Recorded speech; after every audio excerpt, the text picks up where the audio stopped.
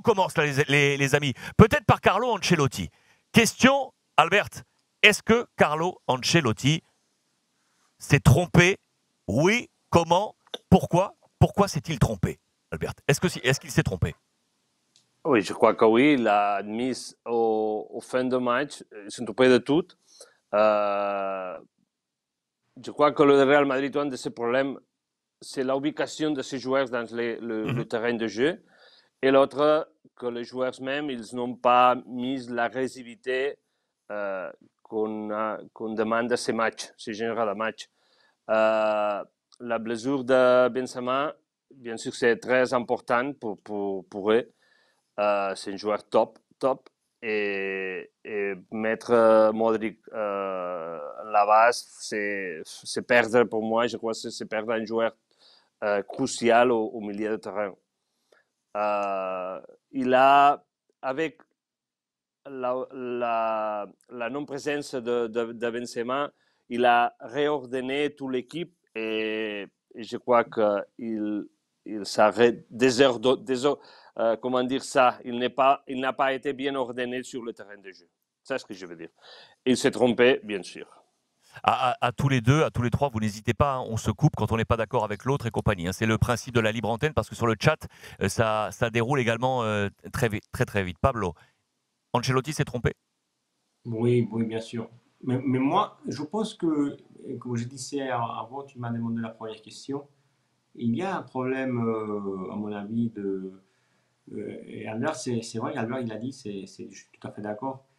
Et il a manqué la motivation, mais aussi, et je dirais la motivation, mais surtout l'énergie. Il y a deux joueurs qui ont soutenu beaucoup le Real Madrid pendant des années, c'est Casemiro et Kroos. Et ouais, ils ont perdu la bataille au milieu de terrain. Moi, je me pose une question plus large sur Kroos, hein, Pablo. Je me pose une question encore même plus large sur Kroos. Je ne sais pas encore finalement si Kroos, je vais être dur, hein, s'il a encore une place actuellement dans son 11. Modric, je trouve qu'à chaque fois, on dit bon, il est vieux, paf, il ressort un match. Mais Kroos, ça fait un petit moment. Kroos, il a commencé vraiment bien la saison, mais après son problème physique, dès qu'il est revenu, où il a manqué un match pas longtemps, il a eu des difficultés. On a vu déjà qu'il a joué face au PSG et très diminué. Il était vraiment, on l'a pas vu face au PSG. Et quand tu trouves une équipe qui est très fort avec les ballons, comme les cas de PSG ou les cas de Barça, qui sont techniquement très forts, il faut avoir une équipe capable de récupérer, de mettre l'intensité.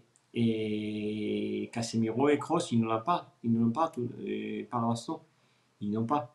Et le problème, c'est que les solutions d'Ancelotti n'arrivent plus. Et peut-être qu'il n'y en a pas, il n'y a pas la confiance sur ce joueur.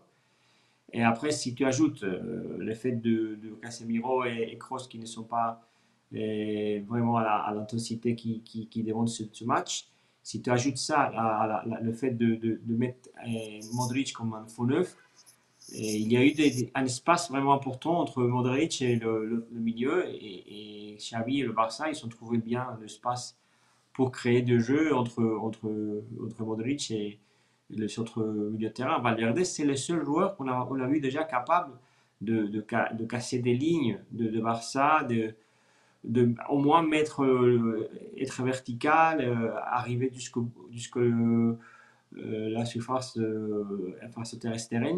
Mais les autres, je dirais que Vinicius et Valverde, c'est tout. Et à mon avis, Ancelotti n'a pas trouvé une solution. Après le début de deuxième mi-temps, il a essayé très vite trois défenseurs centrales.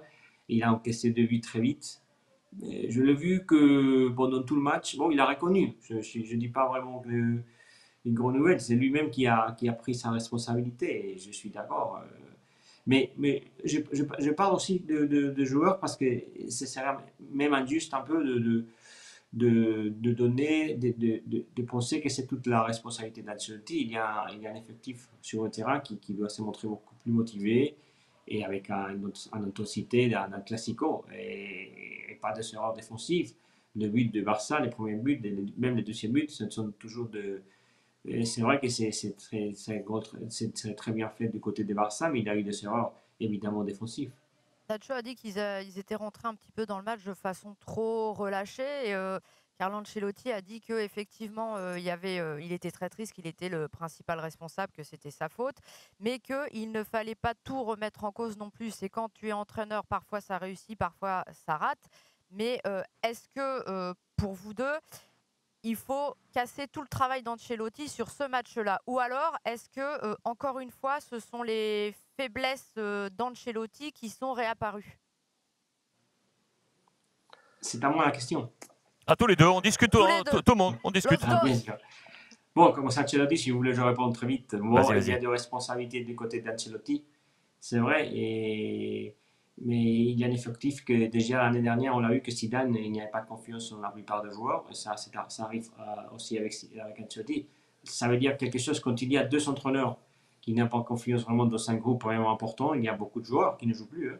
C'est pas de trois cas. C'est vraiment. Tu peux faire une composition du Real Madrid avec un joueur qui ne joue pas. Ça veut dire c'est compliqué. Mais c'est vrai qu'il y a des décisions d'Ancelotti. Et il a reconnu, c'est pas la première fois en plus qu'Ancelotti il a reconnu qu'il s'est trompé. Il a dit que ça fait 2 semaines après le match à Paris que peut-être qu'il fallait chercher un peu jouer plus haut et pas tellement de bloc défensif parce que l'équipe n'est pas capable d'arriver à créer des occasions. Alors, c'est évident que Ancelotti, dernièrement, depuis le mois de février, il doute beaucoup plus. Parce que tu vois, Pablo, il dit que le jeu du Real s'adapte aux caractéristiques de ses joueurs. Mais par exemple, hier, pallier l'absence de Benzema, pourquoi il n'a pas mis un numéro 9? Pourquoi il a changé comme ça ce dispositif tactique? Il aurait pu mettre Jovic, il aurait pu mettre Mariano, mais... Oui, c'est vrai, mais après le match, tout est plus facile Ah oui, oui. Puis d'analyser. alors, moi, je ne suis pas entraîneur, je ne suis là que pour regarder. Oui, donc, voilà. mais Zidane il avait aussi Jovic et il y avait aussi Mariano. Il ne joue pas non plus. Alors, est-ce que vraiment Ancelotti et Zidane se trompent ou est-ce que vraiment Jovic n'est pas au niveau du Real par l'instant? On parle de Jovic comme un gros joueur et ils sont payés 70 millions. C'est des chiffres vraiment importants. Mais la vérité, c'est qu'il ne s'est pas adapté au Real Madrid. Et quand tu vas jouer un match important, si tu es un entraîneur du Real, tu essaies de faire jouer le meilleur. Au moins l'équipe que tu penses que va être beaucoup plus solide ou beaucoup plus capable d'être compétitif. Et c'est évident que Jovic, en plus Jovic, c'est pas la première année non plus, parce que si on parle de Camavinga, bon, c'est parfait, c'est le premier match, la première année, la première saison. Si on parle d'un joueur comme Alaba, bon, il a l'expérience, mais Jovic, ça fait déjà 3 ou 4 ans qu'il est venu au Real.